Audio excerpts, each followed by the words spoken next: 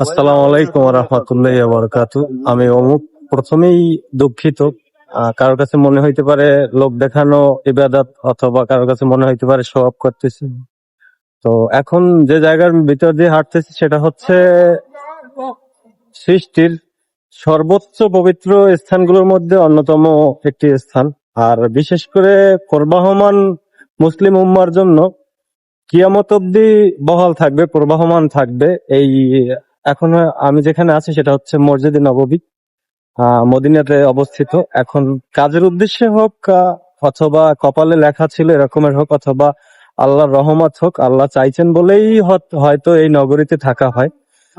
তো এই ব্যাপারটা হচ্ছে পুরো মুসলিম উম্মার জন্য এটা হচ্ছে একটা স্বপ্নের মতো। সবাই চাইলেই এই নগরীতে আসতে পারে না, আবার সবাই চাইলেই এই নগরীতে থাকতে পারে না। তো আল্লাহর সেই রহমতে এই নগরীতে থাকা হয়। সততা বলে একটা ব্যাপার স্যাপার আছে, সৎ সাহস, সৎ নির্ভীক, এরপর হচ্ছে অদম্য শক্তি, হালাল রুজি, এসব মিলিয়ে হচ্ছে আমার মতে, আমার যেটা লাগে, এসব মিলিয়ে হচ্ছে মদিনার বাতাস গায়ে লাগা। তো সেই মদিনা নগরীর বাতাসটা সবসময় গায়ে লাগে। চেষ্টা করবেন আসার জন্য, আসবেন, ঘুরবেন, দেখবেন, ইবাদত করবেন, নিজের কৃতকর্মের জন্য ক্ষমা চাইবেন। আমরা মানুষরা আসলে ভুলের ঊর্ধ্বে না, সব মানুষই ভুল করে, কম আর বেশি।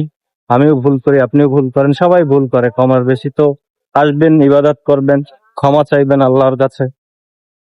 এমন হইতে পারে যে এখানে হচ্ছে মহানবী সাল্লাল্লাহু আলাইহি ওয়াসাল্লাম শায়িত আছেন।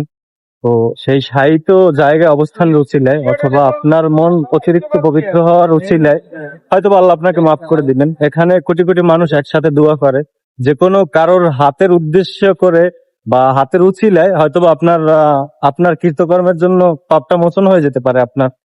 তো আসবেন, ঘুরবেন, দেখবেন, আমার জন্য দোয়া করবেন। আমিও দোয়া করি, আপনারাও দোয়া করবেন আমার জন্য। আর হ্যাঁ, ব্যাপারটা হচ্ছে লোক দেখানো না। আমার উছিলায় যদি আরো 2-4 জন লোক দেখতে পারে, বা যারা আমাকে ফলো করেন, যারা বা আমার ভিডিও টুকটাক যারা দেখেন, তারা যদি দেখেন হয়তোবা 2-1 জন উৎসাহিত হবেন, আপনাদের আসতে মন চাইবে। তো আসবেন, ভালো থাকবেন, সুস্থ থাকবেন।